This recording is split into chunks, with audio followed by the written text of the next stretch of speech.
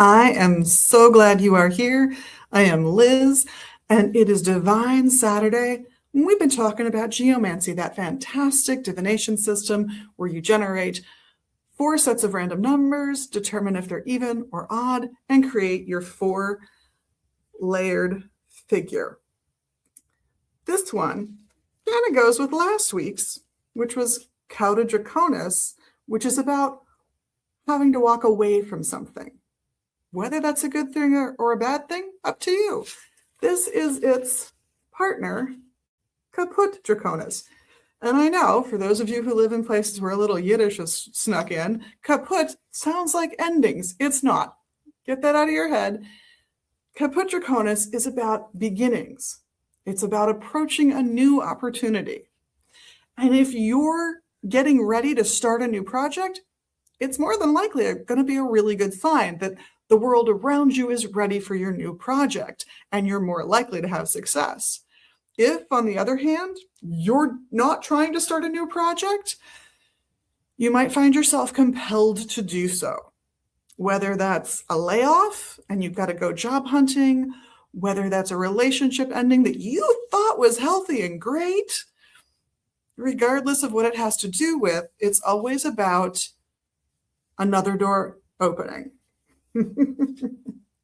Because hopefully when one door closes, another one opens. And if you're ready for that door to open, you want that door to open, this is probably a good reading. And I say probably because it's asking you for a more complex reading than just one figure. It's asking you to do something like the shield that I started with, or some of the more complicated ways of using geomancy that I'll cover when we've gone through these basic figures. If everything around it is looking positive, like you're moving in the right direction, or you have good allies to help you through the process, that's a great thing. That reinforces the positive side of Caput Draconis being an open door that you want to go through and begin a new adventure. If everything around it, all the other figures around it are screaming no, then you're probably going to go through that door. But you want to know now that you're going to be looking for an escape hatch every step of the way. You're going to want to not necessarily trust some of the people around you, depending on what other figures show up around Caput Draconis. And you want to be aware if it doesn't look good, that you want out.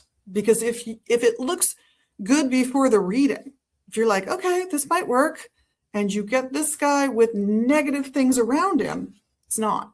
It's fantastic if you get this guy with positive things around him. Again, helpers.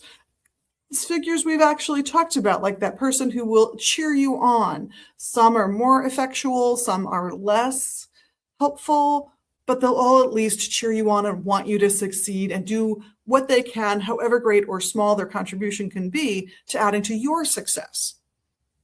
So if you get these, if you get these Draconi, you want to pull more figures. You want a further explanation of what's going on, unless you already have a clear idea in your head that you want a new beginning in the case of Caput Draconis. If you're not looking for a new beginning, it's a warning. And again, we generate these figures with random numbers. My favorite method I've ever read is you go get 4 potatoes and you count the eyes in the potatoes, and there's your evens and odds. This would be an even number, odd, odd, odd.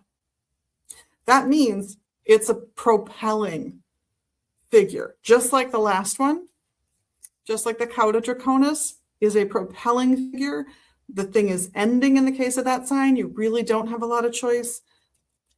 This is the same. There's a lot of forward momentum in both of these signs because of those 3 single or odd dot pieces of the figure. So this is ride the dragon. Hop on. You're going through that door anyway. You may as well at least try to grab the reins while you can and do what you can to guide that adventure forward. Make the best of it, right? Well, I hope that you guys are getting into geomancy and that it's been a lot of fun. On behalf of myself and the rest of the crew here at Magus Books in Minneapolis and online at magusbooks.com, thank you so much for being your amazing magical you. We love that about you here. And of course, we love the little magical things you get to do in social media land. I know you know what they are. Go ahead and click that little button, leave that little comment, do the like thing. You can do it. And hopefully we'll see you all soon, whether it's through this, at our website, or here at the shop in Northeast Minneapolis. Have an amazing